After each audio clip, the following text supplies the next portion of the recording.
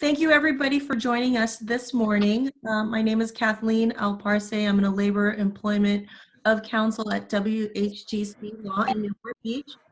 And here we have today three very distinguished guests. We have the Honorable Fiona Ma, who is our State of California Treasurer. We have Daniel Hsu, who's the President and CEO of SoCal Corporate Growth Partners, the Minority Business Development Agency Business Center in Pasadena. And we have our very own Rick Parch, who is a very experienced and distinguished tax attorney at WHGC. Before I go into the detail of our introductions for our guests, I just want to go over a few housekeeping rules and reminders. First, for those of you who are attending, welcome and thank you. We have you all on mute, but rest assured that you'll have your opportunity to ask your questions during the question and answer portion of this morning's conference. In case you have a question whenever our speakers focus on a specific topic, feel free to raise your virtual hand. There is an icon either to the left or bottom of your screen that will grab our attention, our moderator's attentions, and you can also enter your question through the chat portion of this Zoom conference program, and we'll get to you later. Also, letting you all know that this conference is being recorded. It's being video recorded and will be published on various websites, including that of the state of California and through our own WHGClaw.com website. If those of you are uncomfortable and do not wish to participate because of this recording feature, kindly please log off or hang up your phones, and we will provide you the hyperlink to view the call or the conference at a later time. So without further ado, I'd like to introduce to you our distinguished speakers for this morning, starting with the Honorable Ma, and Ms. Ma is our California State Treasurer.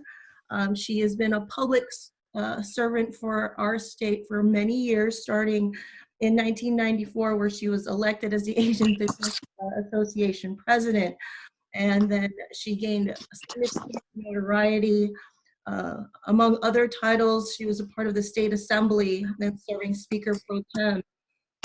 He's developed a huge reputation as a solution-oriented public servant, and she built unlikely coalitions to overcome many of our state's most complex problems. She's authored many bills, 60 of that, which has been signed into law by 2 different governors.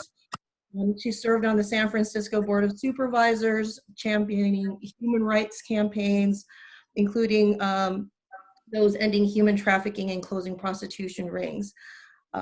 Before that, she was also a CPA, and she is currently still a CPA. She worked at Ernst & Young, and she was elected to the California Board of Equalization and worked to protect the rights of taxpayers, and also promoting the rights of small business owners like yourselves. So let's give her a virtual round, a warm welcome. Thank you. Joining us today. Thank you, Kathleen, and I want to thank WHGC for inviting us to this teletown hall. Given the shelter-in-place orders, this is probably my 12th webinar, and I'm very honored to be doing this, especially since as a former small business owner, I understood how hard it is to have a small business. And then when there are times like this, how confusing it is, especially if you don't have the large infrastructure in place that some of the larger businesses do. And we are like scrambling, just trying to get information, trying to make phone calls, logging into websites, and it's really, really frustrating at this time.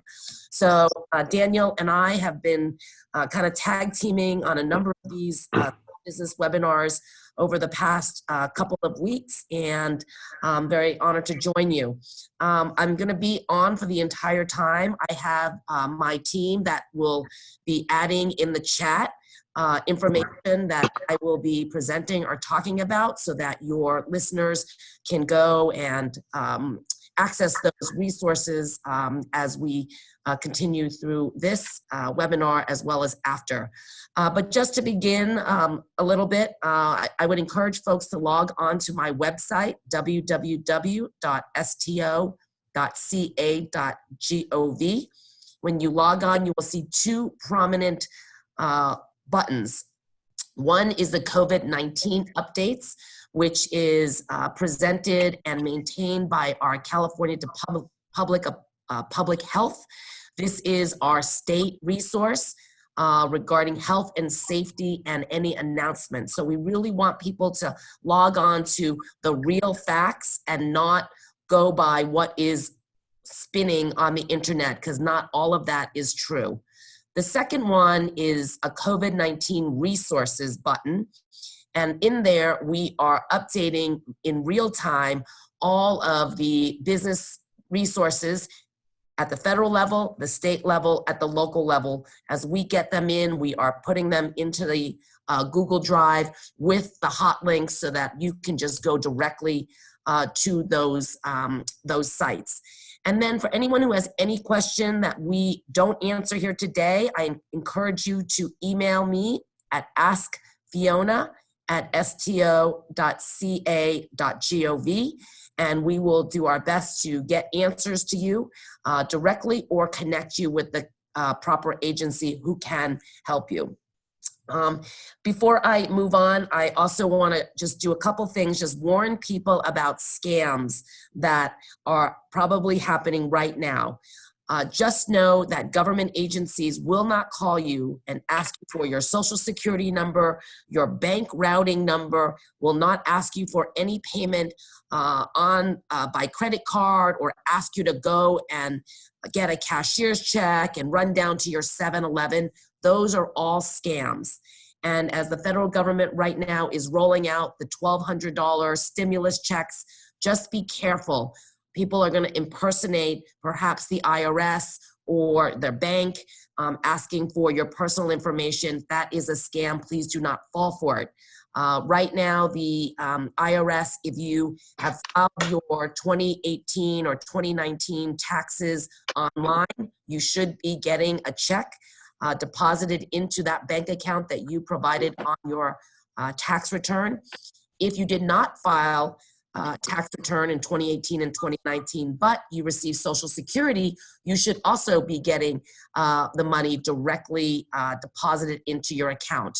For all others, you may have to wait a little bit because they're going to have to manually figure out all the other folks like myself who mail in our tax returns and don't ask for, a refund through our bank account. And then, secondly, the census. The census is so important, and I know many in our community are scared right now because they don't want to give out information like I just. The exception is the Census Bureau. Normally, they hire a lot of people to go door to door and try to get you to fill out the form about how many people live in your household. But right now, because of the stay-in-place orders, we are really depending on folks to log on to the census website and fill it in directly. Over $1 trillion gets allocated by the federal government each year to the 50 states, and it's based on census-related data. So for every person not counted, it's gonna probably cost us $1,000 a year over 10 years in programs and services and allocations that we may not get. So again, I implore you to also take this time while you're sheltering it at home to take less than 2 minutes to fill out the census form. Thank you. Thank you, Ms. Ma. Before we go in, let me introduce our other participants. We have Mr. Daniel Su. As I mentioned earlier, he is the president and CEO of Southern California Growth Partners, the minority business development agency business center in Pasadena. He has assisted countless minority businesses in securing government and private contracts, obtaining financing and investments, and increasing export sales. And he's done all this successfully while creating jobs and adding to the growth, not just of our locally here in California, but here as part of our nation's economy. His Southern California Corporate Growth Partners organization has been awarded many contracts from the MDA business centers in Pasadena and Riverside. He has over 25 years experience to the organization as a lender and financial consultant to small, medium, and large-sized businesses. He's assisted businesses in economic disasters, such as the one that we're experiencing right now, but also including the Los Angeles civil unrest of 1992, Hurricane Andrew, and the Northridge earthquake. He was the president and executive director of the Asian Pacific Revolving Loan Fund of Los Angeles. This was financed by a host of large and small banks, including Wells Fargo, U.S. Bank, Citibank, America, and Cathay Bank, and not to mention the Economic Development Agency and the U.S. Department of Commerce. So he brings quite a bit of experience to our forum today, and we're pleased to have him on board. And last but not least, we have Mr. Rick Karch, who's a colleague of ours here at WHGC. He is not only a very renowned and experienced tax attorney, but he received his MBA from Harvard Business School, got his law degree at University of Southern California, and he's a respected member of the U.S. Marine Corps with special ops as well. Rick focuses his practice as a transactional attorney and partner at WHGC.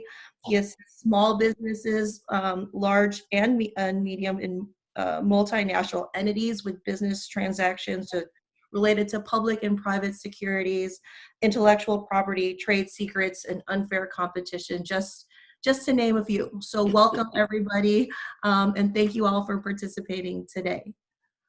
So with that being said, I'm going to turn it over to our speakers. Mr. Su, Ms. Ma, Mr. Karch, the floor is yours.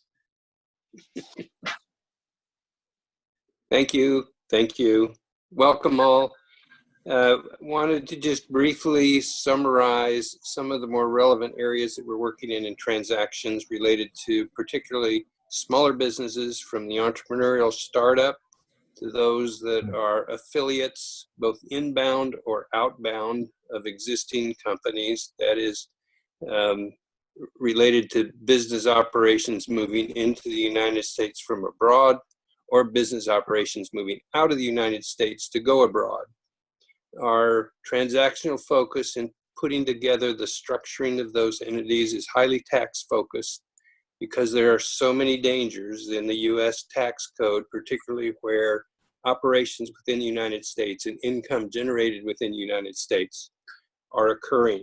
We spend a great deal of time with not only the tax compliance and the tax counseling, but the planning not just for the business, but for the principals of the businesses, for their families in their estate areas, and for their investment businesses that they like to set up and also keep as protected as possible. While we don't focus specifically on a lot of asset protection, that is sometimes a dirty word to the Internal Revenue Service, we do generate as much possible protection from creditors, not only tax authorities, but business partners, suppliers, and so forth, as well as other creditors that may arise from liabilities of accidents and so forth that inevitably occur in those businesses. With that practice in mind, our focus right now in these times are basically trying to deal with what are yet unknown issues, such as employment. What is or is not a valid termination of employment under the circumstances? What kinds of dangers lurk for claims from creditors where their supplies have been cut off, they've been cut short-handed? We see those as arising in the future, and we're dealing with those today, currently. We encourage you to address any questions that you might have in those particular areas, and we'll be happy to deal with them as possible. Thank you. Hi, this is Dan Su. I'd like to give everyone a quick update what's happening on the SBA side, and then also talk about additional programs coming out. First of all, as we know, we have the EIDL SBA disaster loan PPP, and then the 10,000 advance, which is actually EIDL. As of last night, the PPP was supposedly out of funding and waiting, hopefully, an infusion from Congress. That's directly from my contact within SBA. On the other hand, I'm hearing other people telling me the EIDL is out of funding. So I'm trying to clarify the situation in that regard. As many of you may know, the PPP, you have some of you have received responses, so it seems to be moving. And in fact, a few of our clients have actually got approved. On the EIDL side, I nor my consultants have not heard of anyone being contacted by SB as of yet, although we've been told from the national level that California received a majority of the initial funding, being that we filed for disaster status early on. Now there is a program coming out for those of you who did not qualify for either of these programs, and that's a collaboration with Goldman Sachs and ITA, which is International Trade Administration, which is under the U.S. Department of Commerce. Our agency as well, Minority Business Development Agency, will be participating in some way, but we're waiting for guidelines as to how that's going to happen. It may be a totally different funding source, and we should have more information on that next week. So we can forward that information onto the group once we get the parameters and see if any of you would like to apply. Today I'm here to hopefully answer any questions, whether in general or specific to your application or your general questions about the whole process. So in that, when it's open to Q&A, please step forward and let us know what's on your mind. Thank you, Mr. Sue. Ms. Ma, did you want to add anything before we continue?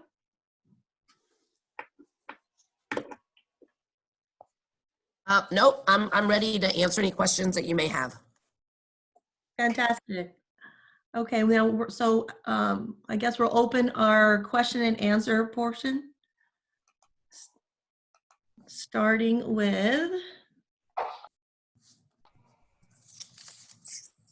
we have a question here from Charlene Carlos, who works at, who's a human resource benefits specialist at a engineering consulting firm here in Southern California.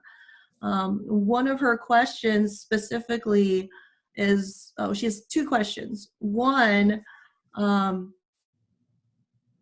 after 9/11, most companies and the state offered disaster fund and Harvard Plus insurance. How is this related to the benefits that are offered now, and will this work as part of COVID in the COVID-19 situation?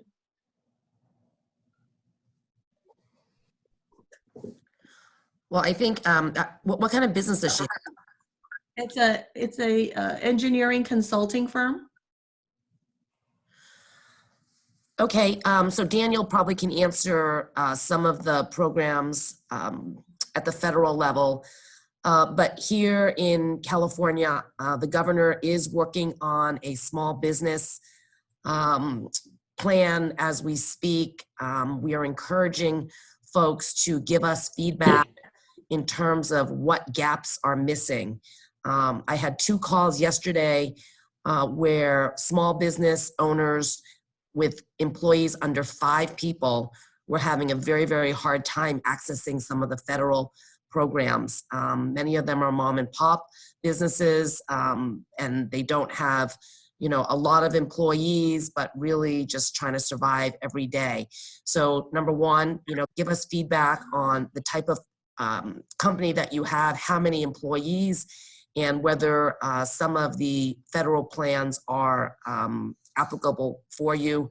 Of course, you know, people should be expecting the $1,200 stimulus check plus a $500 check for kids under 16 that are, you know, in the household as well. So that should be coming. States also have been applying for our share of the COVID relief, and states now are getting the funding from the federal government, which means that we will also be able to create more programs to get more money out to residents and business owners in the coming weeks. Okay, I'd like to add something to that. Actually, during the fall of 07, 08, I don't know that there were really any effective financial assistance to businesses. In fact, when bankers took the bailout money, they reinvested in T-bills versus the community.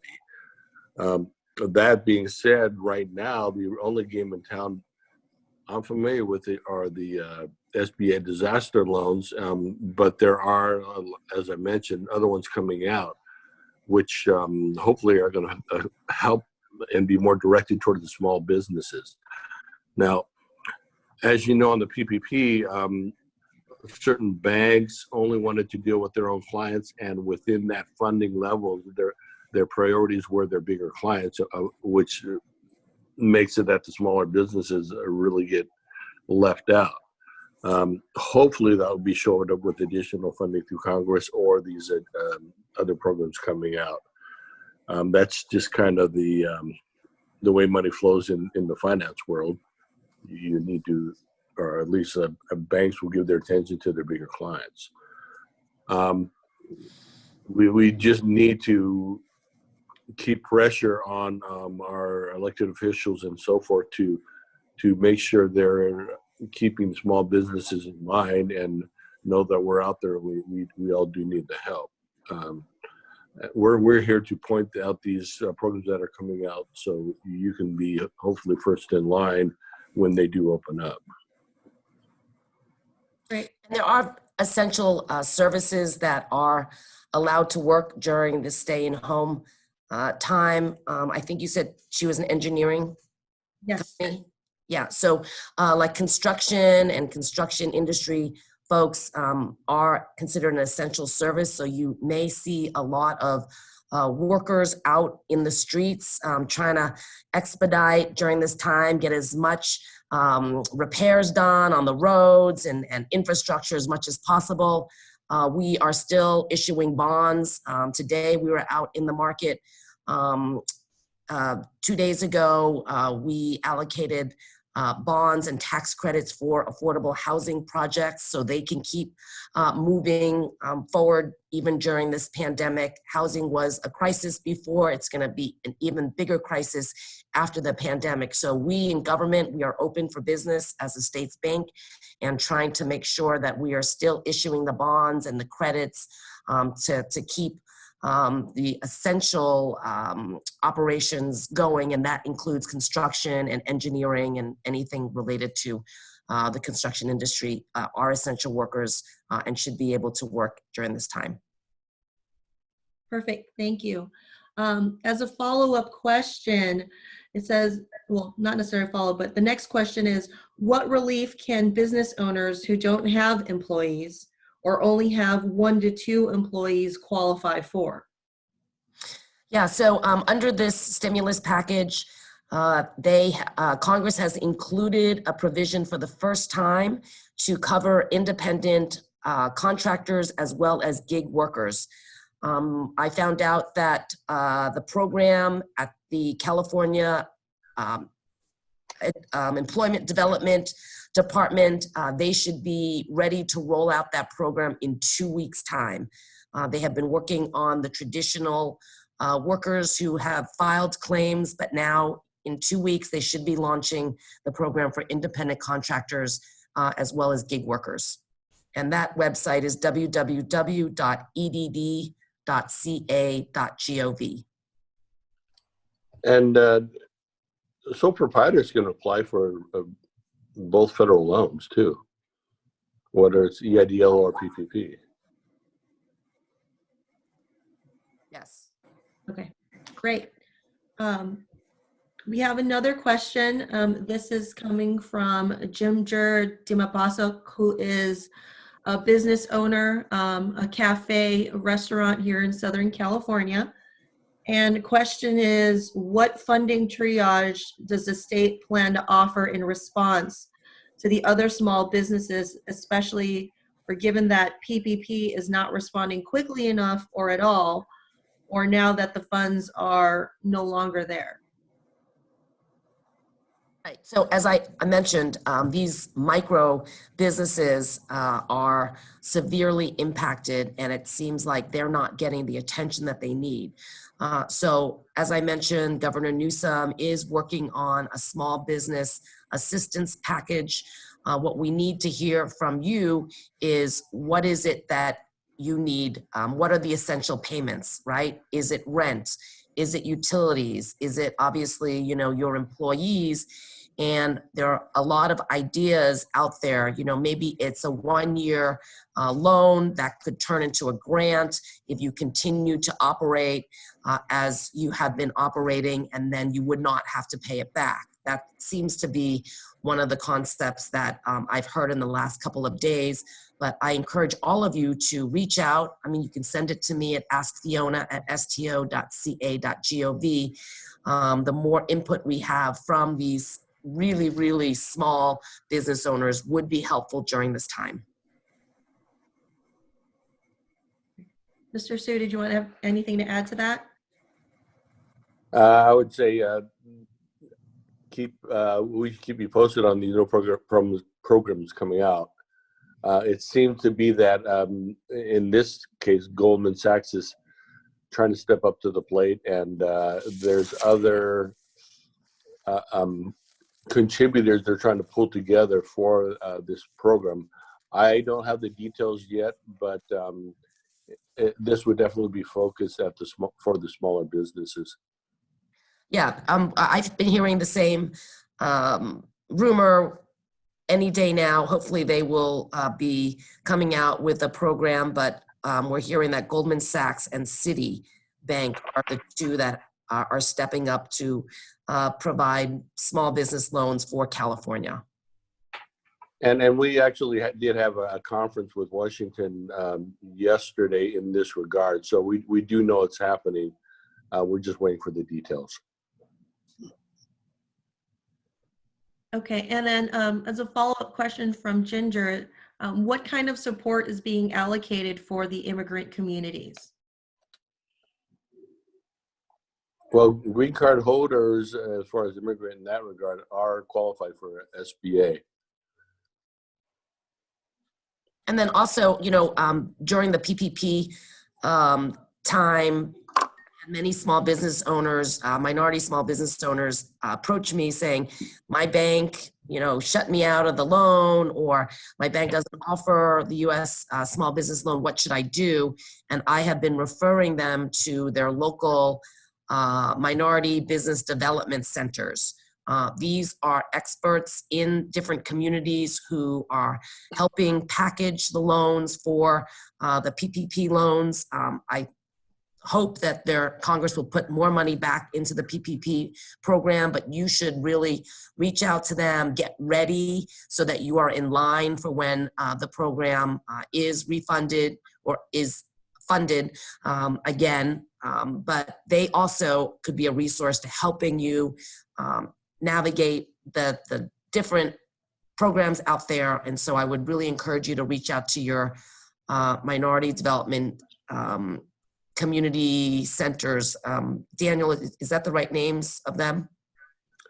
You have the SBDCs, the women, SBA women centers. Those are the ones I do believe they're already activated. Now, another thing to know too, I had a client yesterday call me and she said, well, my bank turned me down, and for that reason, I could not qualify. And I told her, well, that doesn't mean you cannot go to a different bank, because the verbiage from that bank was as if, well, you're done. You can't go anywhere else. just because your bank doesn't take you doesn't mean a different bank won't. I have a couple of different banks who will take outside clients, and I've been sending my clients over there. Now, that being said, we do need additional funding from Congress to continue the PPP program because they're, as I mentioned, are out of money as of the congressional funding. But I do believe they're negotiating something right now between the House and Congress to reallocate funds or refund the program. So definitely get your applications in and basically wait in line or get in line, shall we say. Yeah, so also California just launched a website for immigrants needing help. Governor Newsom announced a $125 million fund for undocumented individuals impacted by COVID. There are approximately 2 million undocumented folks living here in California. It's a mix of government and philanthropy money. About 150,000 adults will receive about $500 during this time. This helps because undocumented immigrants are not qualified for the stimulus check. And my office has just put up the website for this this program. And then iBank is an organization, a BCA under the governor's office, and they are also offering micro lending. Right. Okay. Next question is from Stanley Gardner, and quite specific. It says Section 1106I states that the forgiveness of indebtedness was to be non-taxable.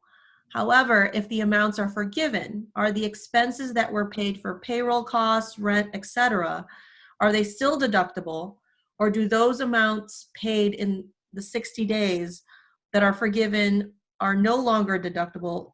Certain tax library sources are stating they don't know, as it isn't stated one way or another in the CARES Act. So I'm trying to figure out the question here. Yeah, I mean, that is a very, very specific question. Things are changing every day. Things are, you know, tax laws are being relaxed and extended and delayed. So if you wouldn't mind, if you'd like to email me, ask Fiona at sto.ca.gov, we will try to find out an answer for you. You have another question. It basically says that we reduce some employee salaries.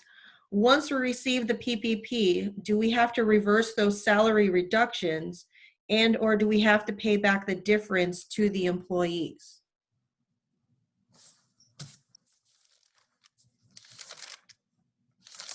Daniel? That's a technical question. I'm not quite sure.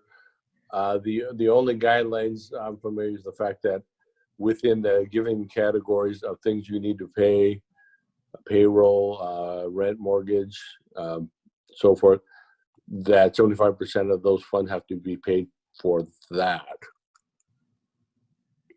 We will have to get clarification on that. If someone can write that out, I can get a response. Definitely. Yeah, hopefully. Right, and so you would need like payroll stubs and financial statements. Payroll stubs would be January and February, and you could apply retroactive to February 15th for this program. I don't think you need to pay them back pay though, because they would have been on unemployment, I assume. Yeah, I'm not sure about that. I'm not the specialist on the exact, but we will get an answer. Right. We'll probably look into that more, and then once we go and post this video onto the various sites, there could be kind of a follow-up fact question that we could respond to that. Next question, as you know, as a follow-up to the PPP, it says the current PPP said the company needs to use the PPP monies a week after receipt. but it's not that easy to hire back those employees during this lockdown period. So even after lockdown, will the employees benefit or feel safe to come back to work because of this? Now, folks in California are unfortunately in a catch-22 in the sense, for example, certain industries, they are not going to be allowed to open until X months after everything's cleared, in which case they're supposed to get the money to spend it, start spending it a couple weeks after they get it. So I would think they're going to get a lot of questions about how that's going to be treated, because it doesn't make sense to go out and get a loan and you're spending it on people sitting at home. We're trying to get some kind of idea from SBA if they're going to make concessions for things like dentists and certain point restaurants and other things which they're absolutely not going to be able to reopen for a little while. That's just a sticky point, which when writing this one size fits all, it obviously doesn't fit in this regard. Okay. Another question, and we might have touched on this a little bit earlier, but it's focused on foreign businesses in California. Do foreign-owned California businesses qualify for the SBA loans or any other programs? And if so, what if the business is owned 100% by green card holders or quote-unquote foreigners? What can they qualify for? Now, green card holders are qualified for the SBA disaster loans. I even have clients who 5-10% is owned by a green card holder, and the other is foreign owned. As when we went to SBA, their comment was just apply, and we'll see what the underwriter has to say. So they're encouraging everyone to apply because everyone has a different situation. So it tells me they don't have any specific clarity on that particular issue, but they're just telling me go ahead and have your clients apply in that regard. All right. Another question is, can SBA loans used to refinance other higher interest existing commercial loans? Theoretically, you are not supposed to use your SBA loan, disaster loan funds, to refinance debt. Now, that being said, you can bring your loan, pay your daily expenses, then when you bring in revenue, take that money and pay off debt. But you just cannot go and refinance higher interest debt. That's not allowed. Okay. Another question from a business owner is, do I need to have my 2019 taxes filed before I'm eligible to apply for any relief programs? No, you don't. No, you don't. The IRS, as well as the Franchise Tax Board, have extended the April 15th filing deadline by 3 months. That is an automatic extension for both filing and paying your taxes. So you do not have to have your 2019 taxes filed yet. It'd be a good idea to have your P&L and our financial statement up to date, though, through the year end. Okay. Another question, are there any specific grants or loans available that could provide me to retain my employees? If so, can you give us examples and how do I apply? What was the question again? Are there any specific grants or loans that would allow me to retain my employees? And if so, can you give us examples and how do I apply? Well, I mean, that was the payroll protection plan, specifically was to help business owners retain their employees. In the meantime, while we're waiting to see if that fund gets replenished, You can go to perhaps the iBank, ibank.ca.gov. They are offering micro loans right now. And there is another website, onwardcalifornia.org, that was launched by the state with our partners and matchmaking tools for job placement for those that are looking for jobs or looking to find jobs for your existing employees if you cannot keep them on your payroll. And your EIDL loan, given you secure that funding, it can be used for payroll. That's true. We have another specific question from Ms. Courtney Wilson. She says that she owns a small chiropractic business in Orange County with 5 employees and holds an E2 visa as a Canadian citizen. She applied for the EIDL on March 27th and have not heard anything since uploading her documents on the website. She applied for an emergency advance on the same day. How long should she expect to wait to hear back or see any money? And have you heard any clients receive any of the money that they've applied for?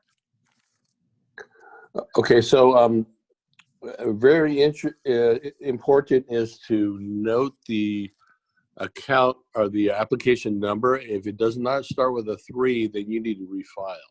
If it starts with the 2, you need to refile, or if you didn't get one, you need to refile. As of right now, as I stated earlier in this webinar, none of my clients have received anything as far as a call from a SBA underwriter or a lender. So nobody's heard anything that I know of. But I was told that they're taking on one at a time and overwhelmed and so forth, which is definitely true. So that being said, when we start hearing that people are being contacted, for one, I wanted to disseminate the information as for what kind of documentation they're looking for so you can prepare for that future call. And then also, hopefully we can get some kind of timing out of these folks as far as once you approve, we can get funding. How long does it take? As of right now, even we don't have anything out of any of our clients that we've been helping. So unfortunately, we're all in limbo. We're all waiting for that phone call. So there also is on the EDD website a work sharing program. So this work share program seeks to help decrease costs and keep workers on board. We will put the EDD website link on in the chat, but this program really is to minimize or eliminate the need for layoffs, like keeping trained employees and quickly preparing when business conditions improve. This will avoid the cost of recruiting, hiring, and training new employees. So I just learned through my associates that there is this new program, which sounds great. Great. I believe we have time for one last question. And this comes from a small business owner that just started his business in June 2019. If he only has about 6 months of business records, will he still qualify for the SBA loans or any type of other relief?